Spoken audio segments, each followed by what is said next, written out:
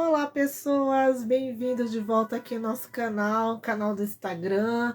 Se você está vendo depois, você vai ver lá no nosso canal do YouTube. Hoje nós vamos falar de uma coisa bem interessante, que são os oráculos, o uso dos oráculos como uma ferramenta para a psicologia analítica, né? Para a psicanalítica. O oráculo, ele não é só essa coisa de previsão, né? Ele também é algo para o nosso autoconhecimento. Eu sempre falo, ele traz aquele olhar para dentro.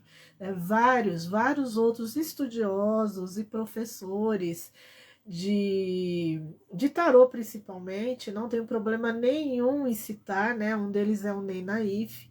Ele sempre fala e vai insistindo nessa história da gente usar o oráculo como, né, principalmente o tarô, que era um especialista em tarô, a gente usar o oráculo como uma ferramenta de autoconhecimento. E dentro disso a gente tem vários caminhos para levar essa informação ao cliente. Fica ali como um cutucão, né? Não venha só para perguntar se ele gosta de mim, se ele vai casar comigo, quando é que eu vou casar. Não é só para isso, né? Como que eu vou me tornar uma pessoa melhor para atrair melhor amores, né? Aí sim a gente está falando de autoconhecimento. E bora lá iniciar nossa live de verdade, não que seja de mentira, porque a nossa querida Silvia chegou. Bora lá, vamos aceitar aqui a Silvia. Ela chegou, a nossa querida Silvia. Boa noite, boa noite, povo. Ah, Edna aí, gente, chegando.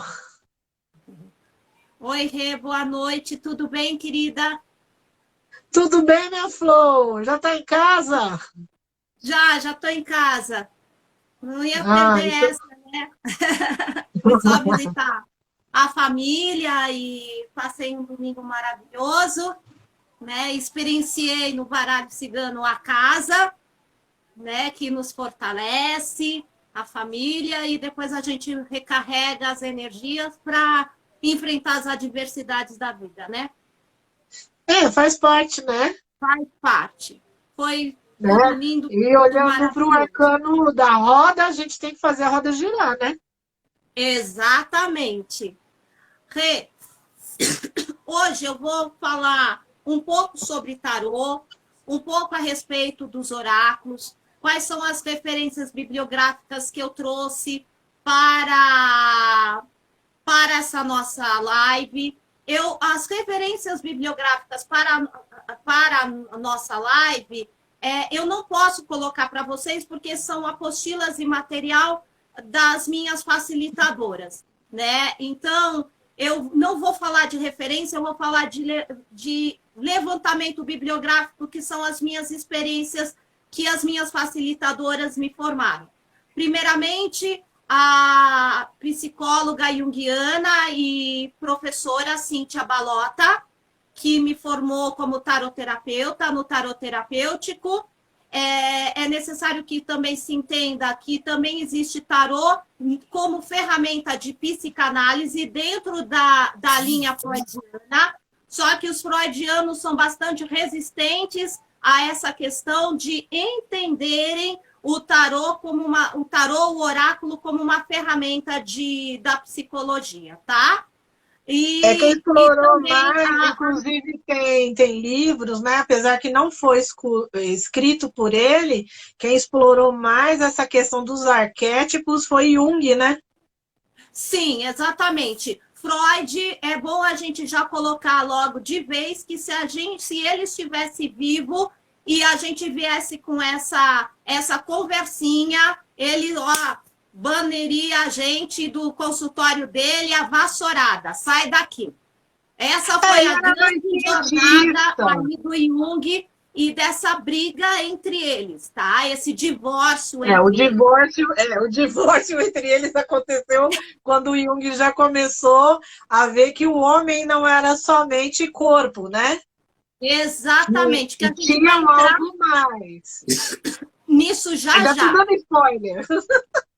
E a minha formadora também em baralho cigano, que é a Universidade Carmen Sunkai, que elas me deram, de certa forma, todos esses norteadores, além das apostilas e levantamento bibliográfico do Espaço Xamã Verde. Então, foram eles que trouxeram para mim, durante esses anos de experiência e de práticas teóricas, de teoria para práticas de jogo, foram essas 3 pessoas aí.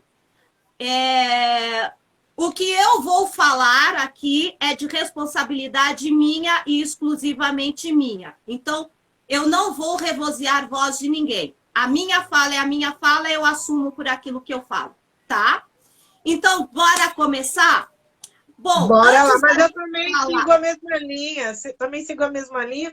Você sabe que eu também faço essa tiragem, né?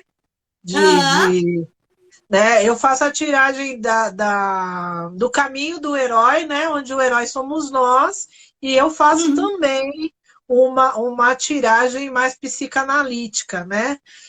Eu ainda estou presa em Jung, né? Então, mais para outubro eu vou fazer a psicologia transpessoal.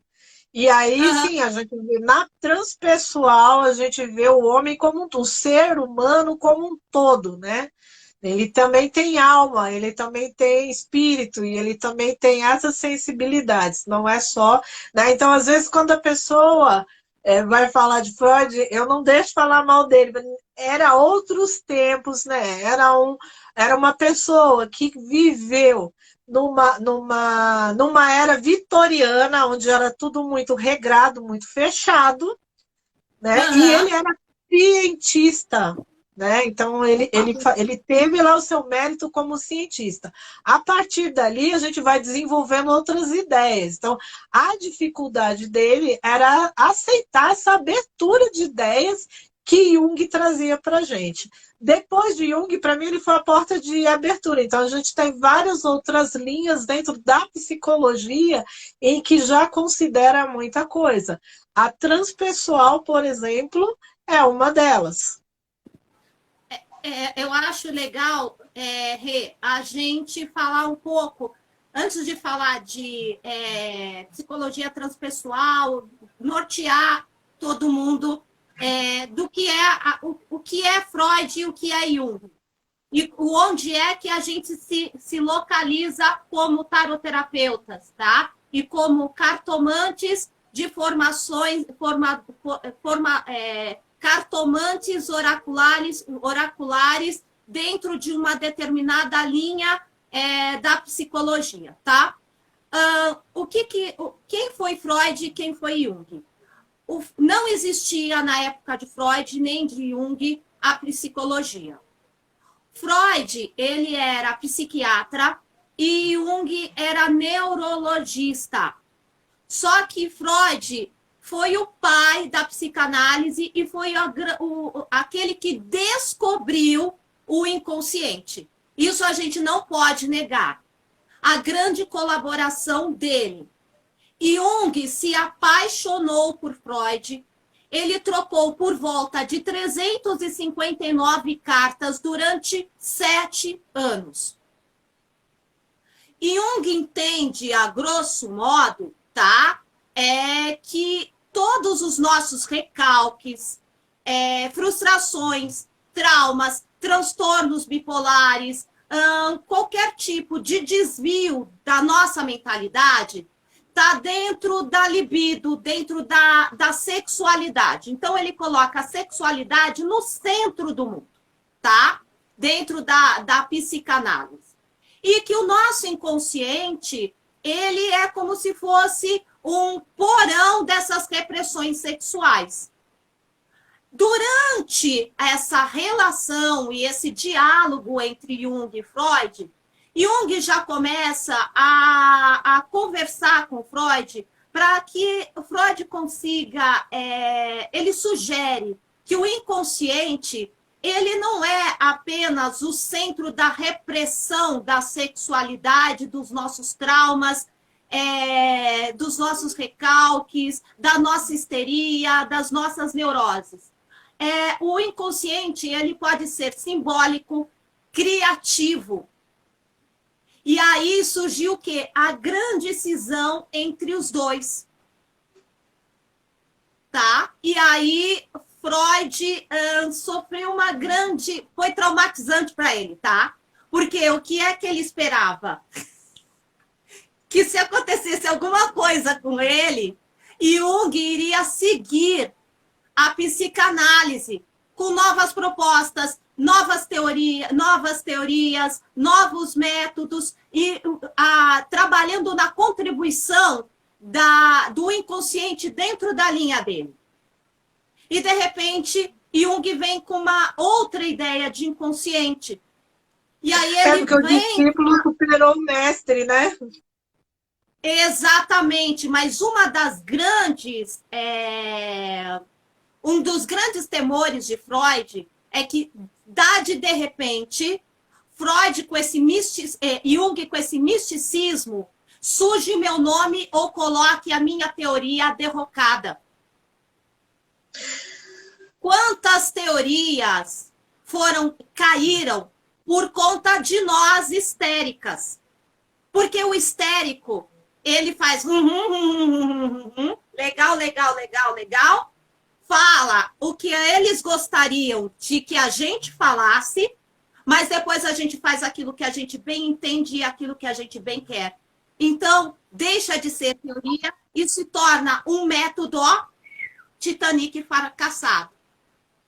Então, o que é que Freud fez? Tirou, expulsou tem embasamento, né? Tem embasamento, ele acaba caindo no misticismo. Sim. Né? E no descrédito, consequentemente no descrédito, né? Exatamente. E ele passou uma boa parte do tempo dele apenas com os seus pacientes e com essa experienciação com os pacientes que ele criou uma crítica genética da psicologia analítica, que é o livro vermelho, e o livro vermelho foi o que deu essa fundamentação e esse fôlego para a teoria da psicologia analítica, tá? Basicamente, é isso para a gente entender. Tem um filme bastante sensível que fala uma relação tão delicada, que fala a respeito da relação de Jung com Freud, e tem a cena que os dois resolvem se divorciar. É bem interessante, porque foi algo como um casamento. Diz a lenda que quando eles se conheceram, eles passaram quase que a noite inteira conversando, né? E viram que tinha muita coisa em comum, né? Aí depois de um tempo desse relacionamento, né, entre eles, aí começou a divergir, né, as ideias. Né? É uma dificuldade do Freud aceitar essa visão diferenciada do Jung, né? E aí foi onde houve a cisão dos dois, né? Bem triste. Né? Eu não digo que foi triste, eu acho que foi destino, sabe? Porque se não houvesse essa cisão, a gente não teria a ideia do que é self, do que é inconsciente coletivo, e nós não teria o desenvolvimento do processo de individuação, do que vem os seus arquétipos, porque os arcanos maiores são os arquétipos. Exatamente. E é por meio dessa lindeza que Jung propôs entre a diferença do símbolo e a diferença da imagem. Por exemplo, a imagem pare, tem ali o signo e o significante, ou seja, eu preciso parar porque está ali a placa de trânsito. Agora, o símbolo, ele transcende o significado e o significante. Ele transcende, às vezes, até a linha dos pensamentos. Ele vai diretamente ao inconsciente do nosso consulente ou paciente. E ele funciona como um gatilho para a gente acessar onde é que estão os bloqueios e sombras do nosso consulente. Então, para dar um adiantamento, ativando os arquétipos, que eu vou falar mais um pouquinho mais, aprofundar o que vem a ser os arquétipos, por meio dos arquétipos é possível a gente encontrar os pontos de conflitos do nosso consulente. Ou seja, as variáveis do futuro dependem do nosso consulente. Ou seja, eu vou olhar a narrativa de vida desse consulente ali no passado, para ele entrar no presente e construir um futuro melhor com atitudes e escolhas mais conscientes. Tanto a literatura de Freud, quanto a literatura de Jung, quanto nós como ferramentas de tarô, quem faz as escolhas do futuro são os nossos clientes.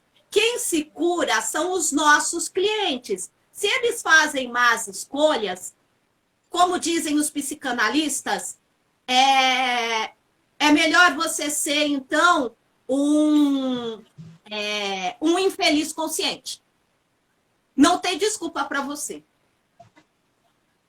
Ou você entra no ponto de mutação, ou você não entra no ponto de mutação. Você está num processo de negação e resistência. O legal do tarô e dos oráculos é que eles vão direto na imagem. E a imagem funciona como um gatilho da reorganização da psique. Porque, como eu falei para vocês anteriormente, o consulente pode mentir. Quando ele diz para a gente, embaralha de novo. Não dizem no ditado crasso que as cartas não mentem jamais? Então, embaralha de novo é que ele está no processo de que ele não quer isso para ele. Ele não quer enxergar. Existe esse negócio que eles vão negar. A gente nega. Olhar para a nossa própria sombra. Olhar para o nosso espelho negro e observar que nós temos dificuldades e precisamos melhorar e precisamos transcender e precisamos entrar no arcano do eremita, que é a busca do autoconhecimento, não é fácil entrar dentro do arquétipo do velho sábio. Isso é para poucos, isso é para os fortes. E a gente vai chorar para burro. E quantas vezes a gente não foi no oráculo, né? Eu me coloco nesse lugar, e você também, né, amiga? Antes da gente ser cartomante, a gente foi cliente também. E até hoje eu gosto que leiam para mim. E quantas vezes a gente não foi no tarô para saber se a gente ia casar ou se ele gosta da gente? Exatamente. Né? É que nem eu comecei a live. Quando a pergunta deveria ser o que eu preciso de melhorar para atrair relações mais saudáveis. Exatamente, Rê. Por isso que o que está acontecendo? Uma dessacralização do oráculo, que é o que a minha mentora de baralho cigano diz. Só que quando nós consultávamos o oráculo nas nossas outras encarnações, tinha lá no templo assim, conheça-te a ti mesmo. Porque era a ferramenta de iniciação. Exatamente. E as iniciações antigamente agora, era prova não de dá para ferro. pedir. Para de girar o mundo que eu quero descer. Não dá. Segue o barco também. Segue o barco. Quem mandou entrar? As profetisas, as sílabas vão falar a verdade, nada além que a verdade. Né? Aí veio Lacan e disse para nós, né? A verdade é aquela que o tanto você consegue suportar, mas lá era a montanha-russa, entrou, dançou. Segue o baile. Muito bem, então, dentro do tarô e do oráculo, né, baralho cigano que eu trabalho, as imagens, vou falar mais do tarô, tá? As imagens, elas funcionam, os arquétipos, os 22 arquétipos, os 22 arcanos maiores, funcionam como os arquétipos de Jung. O que vai representar algum aspecto do nosso inconsciente coletivo. Então, por exemplo, eu vou pegar o arquétipo do louco, que representa o arquétipo do puer eternus, ser eternamente criança. Quem nunca quis ser eternamente jovem?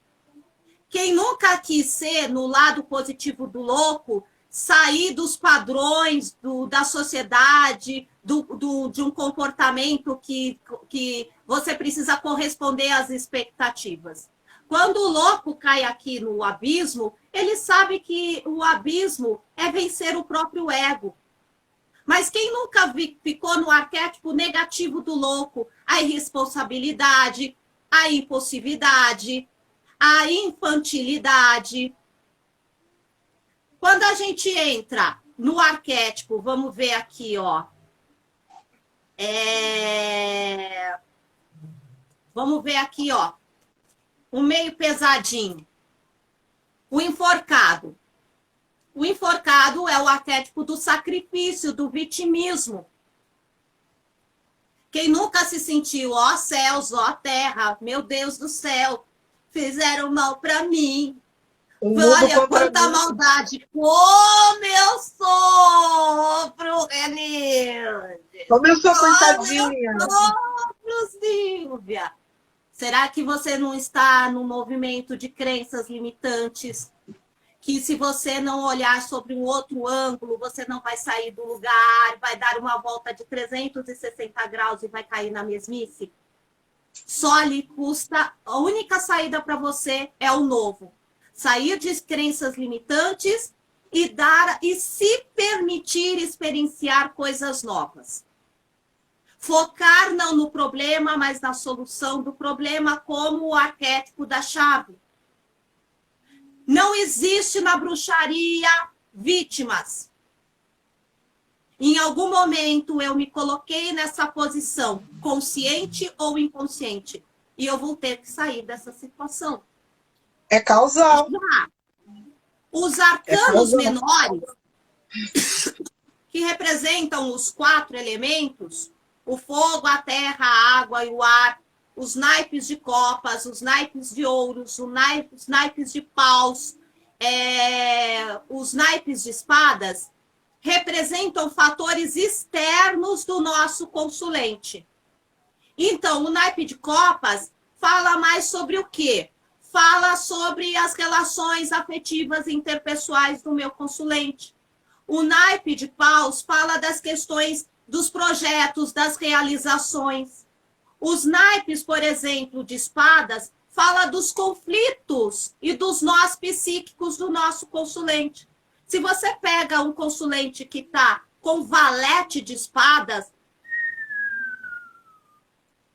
está fora da casinha, está preso no próprio conflito, está alienado e está com nós psíquicos de difícil solução. Você pega uma pessoa que está com valete de copas, é uma pessoa que tem uma grande dificuldade de expressar as suas emoções. Provavelmente, às vezes, tem um ataque de histeria, não sabe por que tem um ataque de histeria, porque não sabe lidar com as suas emoções. No momento em que você conversa com ela e ela vai reelaborando por que ela teve esse ataque de histeria, e ela vai reelaborando e ressignificando as emoções, e você pede para ela nomear o que ela sente, quando ela nomeia, ela está no processo de cura, porque quem se cura tem noção dos seus sentimentos. Por isso que Jung e a bruxaria diz, bruxo que é bruxo conhece a sua sombra. Jung fala que precisa conhecer a sua sombra para superar os seus traumas. Você sabe onde estão os seus limites. Quando você consegue nomear aquilo que você está sentindo, você consegue entrar sobre si mesma e entender assim, por que é que eu estou sentindo isso? Que emoção é essa? É minha ou do outro? Por que o outro me desperta isso? Para nós, o tarô, vinculado às linhas e às correntes da psicologia, nos ajudam a entrar em contato com as nossas sombras. Quantas vezes eu posso estar com o tarô invertido, por exemplo, ó, o imperador. Caiu uma vez uma pessoa que estava com o imperador assim, ó, invertido. O que que era? Falta de autoridade. Onde é que está o imperador no nosso corpo? Aqui na nossa Kundalini. Entre o nosso corpo, aqui no próximo do nosso ânus, que representa o quê? Eu não estou pronto, ou eu não estou pronta, eu tenho dificuldades para pagar as minhas contas, de viver, eu me sinto inseguro, eu não tenho autoridade sobre mim mesma. O que que o imperador é? Que seria a representação desse homem? Eu consigo, eu resolvo, eu sei que eu vou vencer. Eu sei que eu vou dar conta dessa situação. Eu tenho a esperança que vai dar certo do meu sucesso. Mesmo que os meus intentos não tenham resultado no momento, assim, no momento imediato. Mas eu tenho estratégia para seguir com os meus intentos e a certeza da vitória. São esses trabalhos, junto com a programação neurolinguística, que a gente vai trabalhando com o cliente durante a mesa. Perfeito? Tranquilo? Então, o trabalho do tarô, dos oráculos, da simbologia dos oráculos, são imagens e símbolos muito vastos, entende? Que realmente são merecedores, como que eu posso dizer? Merecedores de serem estudados e que realmente entendam nós, como cartomantes, o que nós fazemos, não como nós sejamos curandeiras, cambalacheiras, porque a gente estuda, tá? E querendo ou não, gostando ou não, quem está nos ouvindo pode ser que nos abrace. Pode ser que quem não nos ouve, que a gente vai jogar isso aí na Matrix, não gostem de nós. Mas a gente tem a fundamentação de Jung atrás de nós. Então, não dá para falar que a gente é cambalacheira, tá? E que o nosso baralho seja mero instrumento de adivinhação. Mero instrumento de adivinhação duvidosa. Porque não é, e eu defendo isso com pernas e braços e dentes. Não é. Nós temos Jung por trás de nós. E quem foi que deu? Porque depende muito da forma que você vai fazer a leitura. Eu sempre falo que aquela pecinha que está na frente das cartas é muito importante, né? Nos meus cursos eu costumo falar, você tem que fazer uma análise, fazer uma leitura do seu cliente também, porque dependendo das coisas, você não pode chegar para a bola, né? Eu sou uma pessoa bastante direta, mas eu tenho a sensibilidade de, às vezes, quando eu vou dar uma notícia dentro das cartas, né? Porque eu já jogo baralho e já jogo tarô o suficiente para saber que aquilo que está saindo na minha previsão é verdade, né? Então, a gente tem que ter todo aquele cuidado para falar as coisas para a pessoa. Então, você tem que fazer uma análise do seu cliente.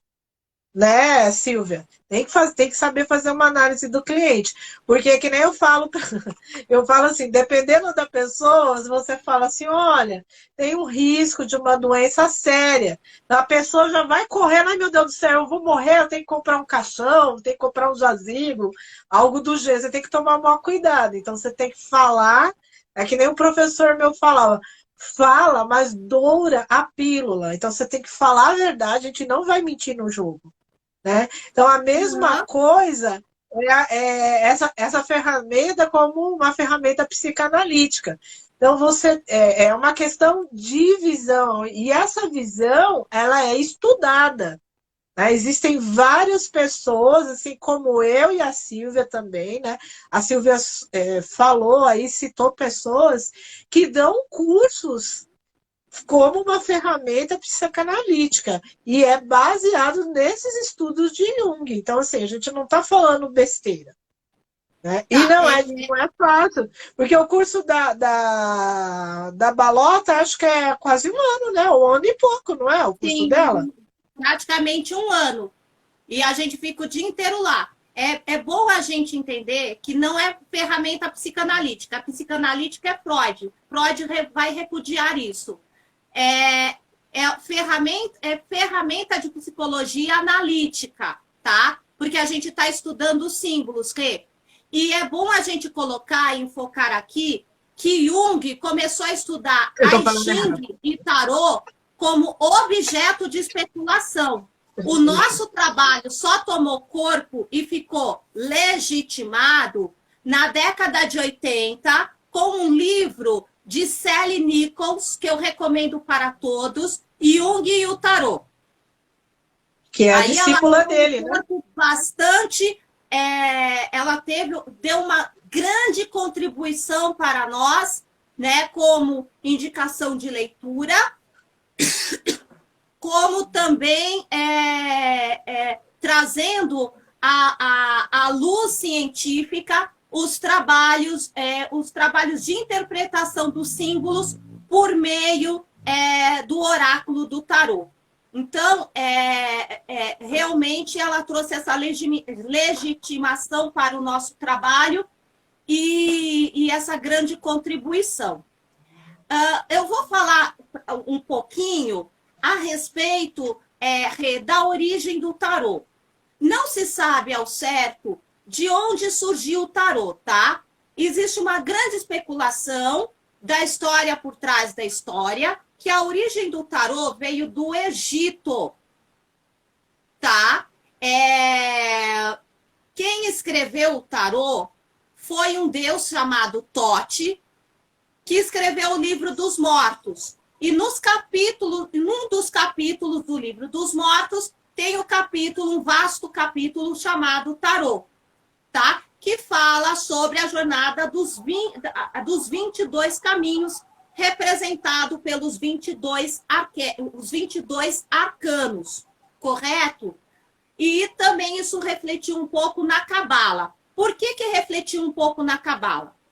Porque Moisés, antes de se reconhecer como líder judaico, ele foi um sacerdote egípcio e teve contato com toda essa cultura egípcia. E ele trouxe essa cultura. E houve o quê? Um sincretismo religioso e cultural. Tanto que a Cabala é o quê? A visão esotérica do judaísmo. Bom, houve uma invasão na Palestina no século XI, e aí o tarô começou a se perpetuar, tá?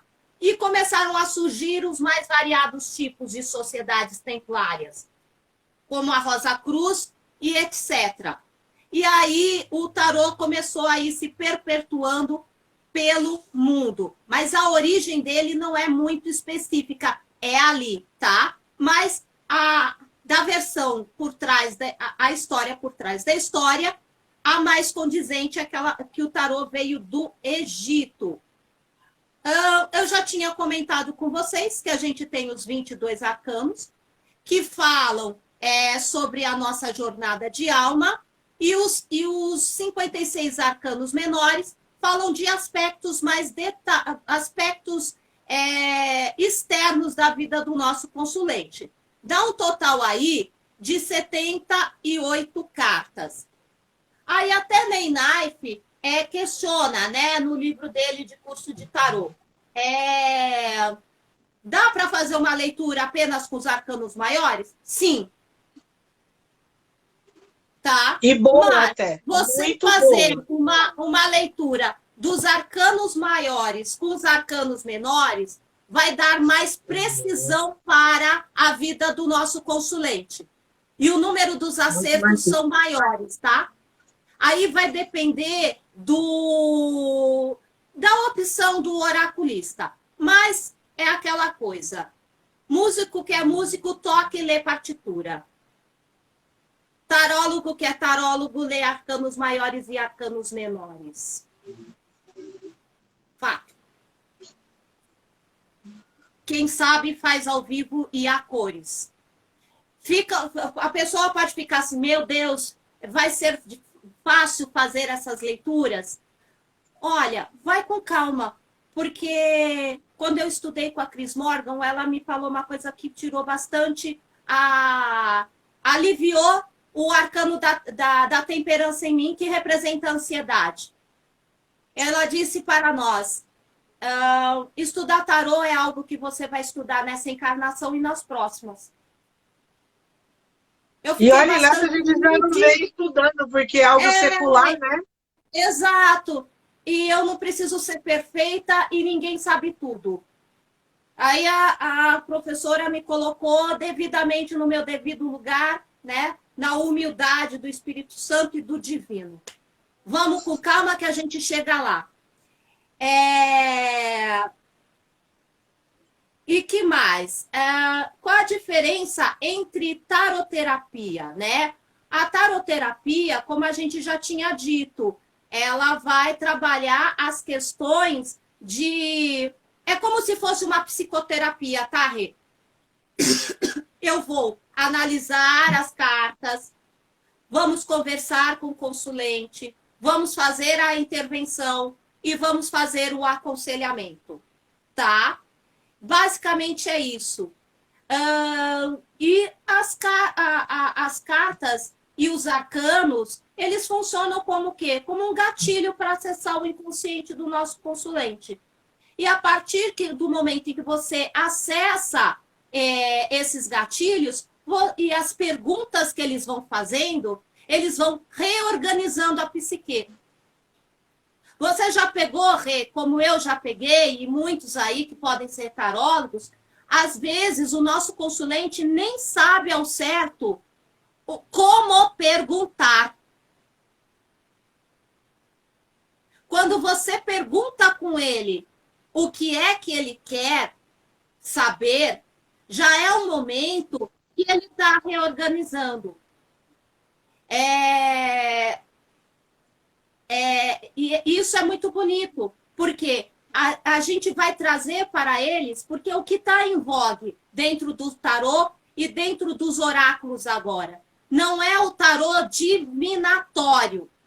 Olha, vai acontecer tal tragédia na sua vida. Eu vou encontrar, você vai encontrar um homem lindo, loiro, sabe? Que vai mudar a sua vida.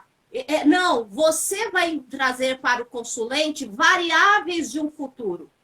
E ele vai escolher esse futuro. Aí vai cair a carta dos enamorados, que normalmente é essa aqui, ó. Cadê os enamorados? Aqui. Você vai ter que fazer escolhas com compromisso e responsabilidade. Só que quem faz escolhas precisa ter o quê? Aprender a ter critério. Como diz o baralho de Dona Maria Padilha, minha filha, onde é que você está acendendo o pavio da sua vela? Onde é que você vai voltar o seu foco? Né? Então, eles vão fazer as escolhas reorganizando a psique e escolhendo um futuro melhor. Quem é dono do nosso destino somos nós. Se a gente entra num tarô divinatório e não num tarô de aconselhamento, a gente toma a vida de um cidadão nas nossas mãos. É muita presunção para uma pessoa como eu, um indivíduo como eu, fazer isso com outro. Quem tem que tomar, como a carta do carro, as rédeas da sua vida, são eles. A gente só vai dar a orientação. Basicamente é isso a diferença entre um tarô divinatório e um tarô de aconselhamento. A grande tendência dentro das nossas linhas de estudos e práticas é a taroterapia ou os oráculos de aconselhamento, tá? Eu vou passar um pouquinho sobre as informações sobre o nosso curso de baralho cigano, tá? Eu vou dar uma lidinha aqui. A formação em baralho cigano é direcionado para profissionais holísticos que trabalham com saúde, consciência e bem-estar, ou para aqueles que buscam o baralho cigano como agente de autoconhecimento.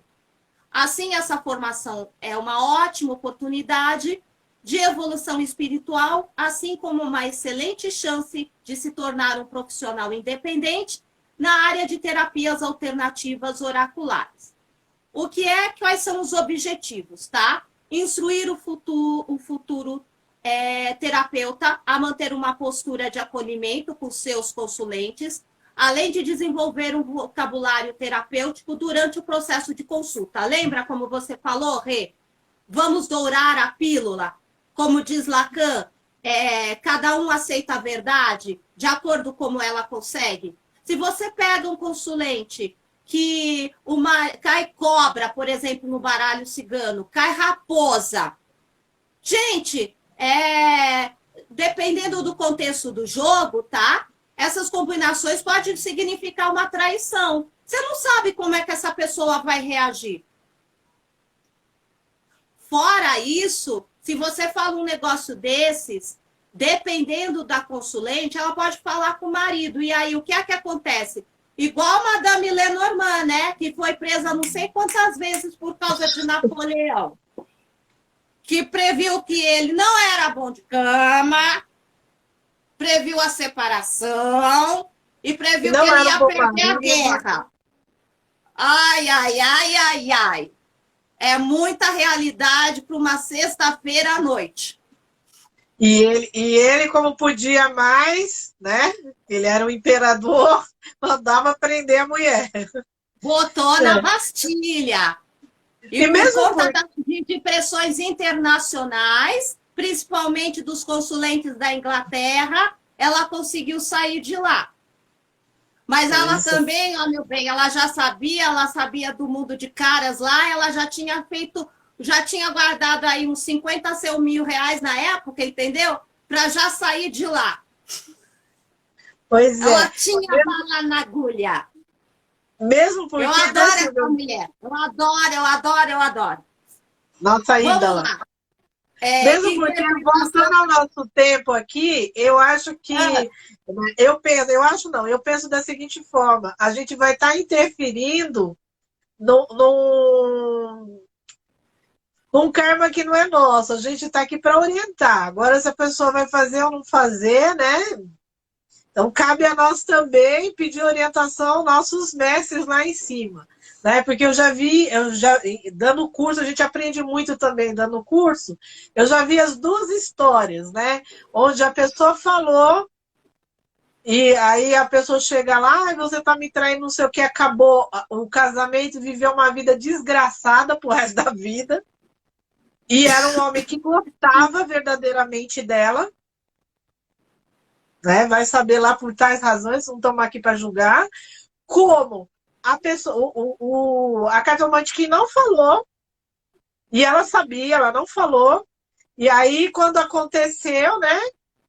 Mas ela já via que a pessoa ia fazer isso de uma forma natural, não ia deixar ela desamparada nem nada. Aí quando aconteceu, a cliente falou, poxa vida, você sabia que ele ia me deixar, que ele já tinha uma amante, que ele já tinha... Lá. Você não me falou nada. Ela virou, pra quê? Pra quê? Pra você chegar em casa, quebrar o pau com ele, botar ele pra fora e ficar na Rua das Amarguras? Você não ficou com uma casa, mulher? Tu não ficou aí com carro? Tu não ficou com dinheiro? Eu não sabia que isso ia acontecer, por isso que eu não fazia nada. Então, assim, eu falo que aquela pecinha que está na frente das cartas é muito importante que tenha, né, quando você fala do acolhimento, tá certo que isso são anos de tarimba, né? Tenha essa sensibilidade que a gente não pode levar esse karma pra gente. A gente não está cuidando da vida de ninguém. A gente está orientando e cada um faça da sua vida o que quiser. É o livre-arbítrio. Exato. Aí a gente pode até, sabe, chamar Freud e falar, minha querida, meu querido, você vai pulsar vida ou você vai pulsar morte? Onde é que você está pulsando? Você quer renovação de vida ou você quer ficar na pulsão de morte, que é a pulsão de Thanatos, na procrastinação, no sofrimento, na tristeza, no arcano do enforcado, ou no chicote. No Sofrer, baralho, é né? assim, conflitos a gente vai ter, o sofrimento é opção. Fato. Bom, vamos passar aí, Rê. Aprender várias abordagens e tiragens de jogo, conhecer a cultura e história do povo cigano. A gente vai estudar no conteúdo programático história do povo cigano, origem das mancias, diferença entre quiromancia e tarô, quem é Madame Lenormand, as cartas. E a gente vai também fazer essa transposição de supervisão entre os saberes declarativos com as práticas de jogo. Assim como no tarô quanto nos oráculos, às vezes as pessoas decoram, memorizam. Aí na hora de fazer o jogo, elas ficam muito presas aí na teoria, não pode titubear. Tem que olhar as combinações e começar a ler. Ou seja, ler a leitura das cartas, quanto mais você praticar, mais elas vão se revelar para você. Vai ser fácil? Não. Já vou dizendo, é sangue, suor e arena. Até hoje eu suo. Porque não é uma coisa presa. Lógico, a gente coloca ali na apostila, mais ou menos, uma interpretação. Mas não é preso naquela interpretação, porque você tem que associar ao que o seu cliente está vivenciando no momento. Então, Exatamente. é outra analogia, lógico. Você tem ali o modelo da estrutura da carta? Sim. Né? Uhum. Eu costumo falar assim, Silvia, para os meus alunos. Quando a gente vai fazer a leitura de uma carta, a gente tem que ter o coração, os olhos e a mente livre como de uma criança. Porque Uhum. quando você tem um olhar para aquela tiragem, aquilo que surgir na sua mente, na sua intuição, é o que você tem que falar para o cliente. Sim, sim, sim, sim. O que surge eu acredito que a intuição é igual a quando um fotógrafo que eu gosto muito, Sebastião Salgado, ele fala que a intuição é assim, a beleza das fotos dele. 90% de técnica e 10% de inspiração. Aí a intuição vem. Mas vem, ó, é com a prática. É com a prática, que a intuição vai vir. A A partir clarividência. do momento que a gente vai perdendo o medo Sim, de sim. jogar, de falar, né? E os nossos mentores vai chegar uma hora que eles vão falar. Não precisa incorporar.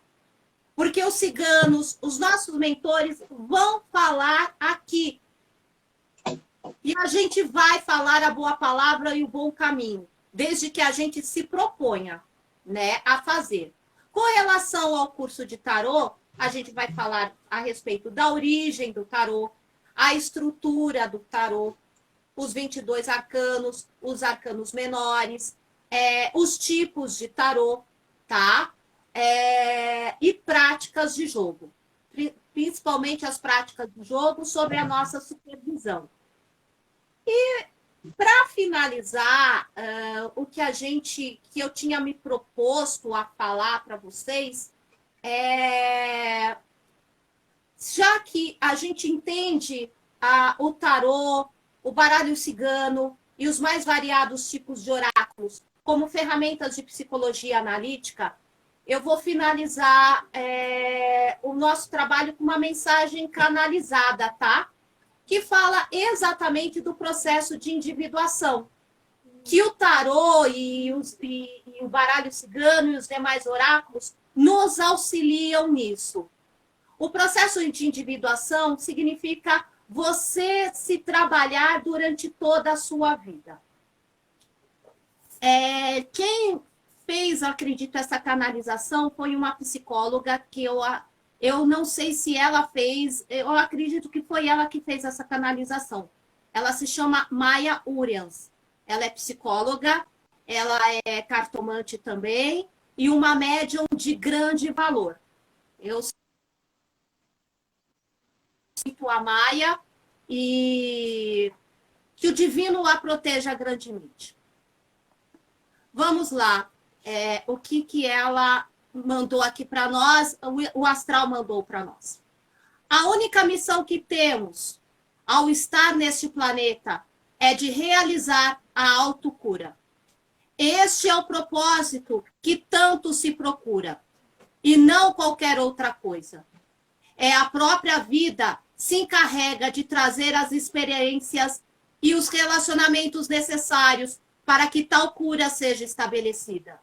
Em seu corpo está armazenada uma série de informações, potenciais e debilidades que o farão atrair as experiências necessárias para ficar diante daquilo que precisa ser transcendido e purificado. Curar-se significa abandonar a ilusão do medo e aceitar o amor como guia. Apenas isso.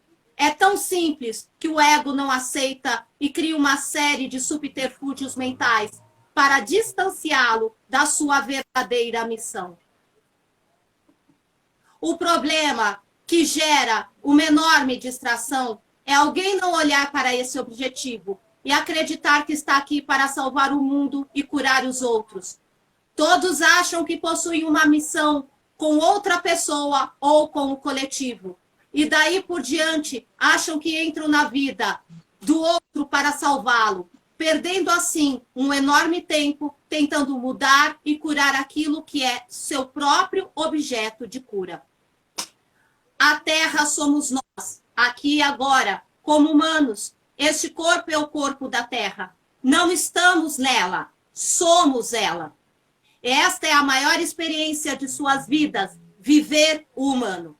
É uma grande inversão de papéis que cria karmas de longas e datas, que mantém a humanidade nesse ciclo interminável de nascimento e morte. Você recebe o dinheiro que precisa, a provisão que precisa e as pessoas que precisa para trabalhar sobre si mesmo. Portanto, mude a sua percepção e compreenda que todos aqueles que estão ao seu redor são professores que estão mostrando aspectos escondidos, não compreendidos e negados por você. Inclusive aqueles que fazem aquilo que você chama de mal. Tudo diz respeito a você sempre. Toda experiência e toda relação é uma oportunidade de curar. Use o outro como espelho e permita-se olhar aquele que te incomoda, deixando assim que a luz ilumine e a escuridão e a cura chegue até você. Eu desejo a vocês, futuros alunos nossos, boa sorte. Que essas palavras que nós trouxemos para vocês tragam a boa palavra, o bom caminho. Nós desejamos aos nossos futuros alunos que o divino proteja a Sara de vocês e a Tissara de vocês. E onde quer que vocês estejam, que vocês tragam a boa palavra e a esperança. Que assim seja e assim se faça. A Silvia vai dar o curso de final de semana, né? É um sábado por mês, sempre no segundo sábado, a partir do mês de agosto, né? A partir do segundo sábado do mês de agosto, a Silvia vai iniciar tanto para baralho, como para o baralho cigano, é claro, né? Como para o tarô de Marsella. A duração de cada um é 3 meses, né, Silvia? Quem quiser fazer os dois, pode fazer os dois, aí a gente vê lá os valores, chama a gente no direct para a gente conversar, né? No caso do YouTube, vou deixar os nossos contatos aqui embaixo, na descrição do vídeo, né? Porque pessoas vão acessar depois, né? E E é isso aí, né? De final de semana. Ah, o curso é híbrido, né? A Silvia vai dar o ao vivo, presencial, e também você pode acessar online e ao vivo, através do Zoom, o curso. Isso, perfeito. Tá bom? E é isso aí, minha gente. É isso aí. Faltam alguns minutinhos. Gratidão a todos que estiveram presentes e que vão estar presentes aqui com a gente. Gratidão, Silvia, por essa maravilhosa live, Obrigada. pela Queridos, muito inspiração obrigada. aí. E gratidão por essa live. Tirei aqui o arcano da força, o esforço nosso pessoal. E dentro do tarô terapêutico, fala para você fazer uso da ânima. Que significa isso? Controle as suas emoções para as suas emoções não te controlarem. E para você atingir os seus objetivos, faça uso da sua energia feminina para atingir os seus intentos. A carta do Sol, trazendo prosperidade, saúde, boas amizades, a abundância. Dentro do arquétipo de Jung, aceite a felicidade, seja merecedor da felicidade. Quantas vezes a gente está preparado para a tragédia e não para a felicidade? Muitas vezes é o hábito, né? É força do hábito, como diz o outro. A força do hábito. Querida, E tem que inverter, né? Não pode ser assim. Obrigado a todos aí pela confiança e a credibilidade que vocês têm para conosco e até o nosso próximo encontro. Beijo, gratidão, tchau, tchau. Gratidão, até mais. Tchau, tchau. Tchau, tchau. Tchau.